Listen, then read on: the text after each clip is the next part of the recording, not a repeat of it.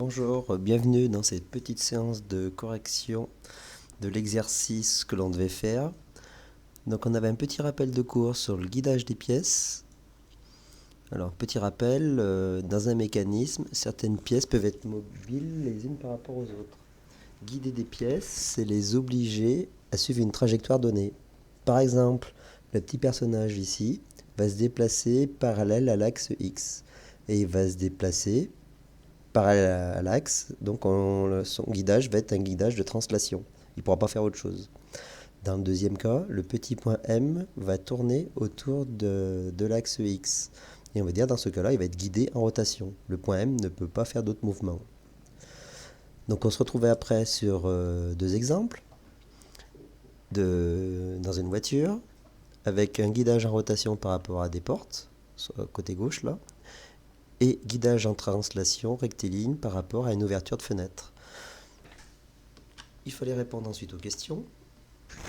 Donc, quel type de guidage est utilisé pour ouvrir et fermer la portière? La réponse était indiquée là, c'est un guidage en rotation.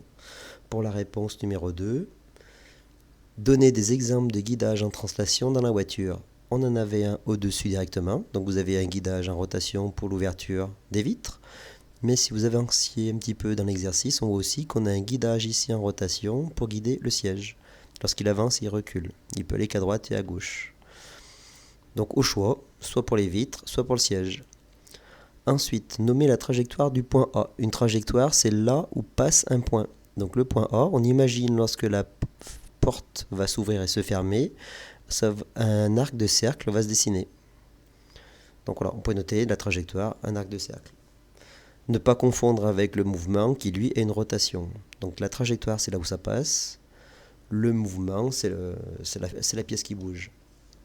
Pareil, la trajectoire du point B, alors lorsque la vitre monte et descend, le point B va faire un segment.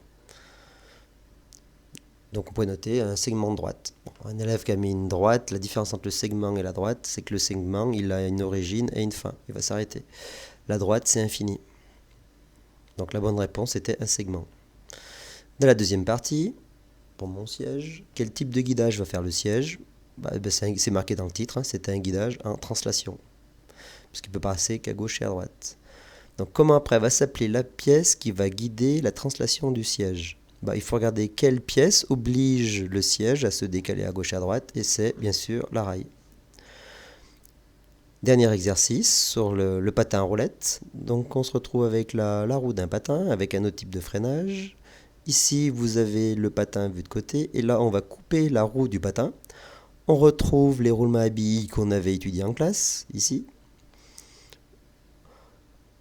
Donc, et puis des exemples de roulements à billes, petite photo pour s'en rappeler.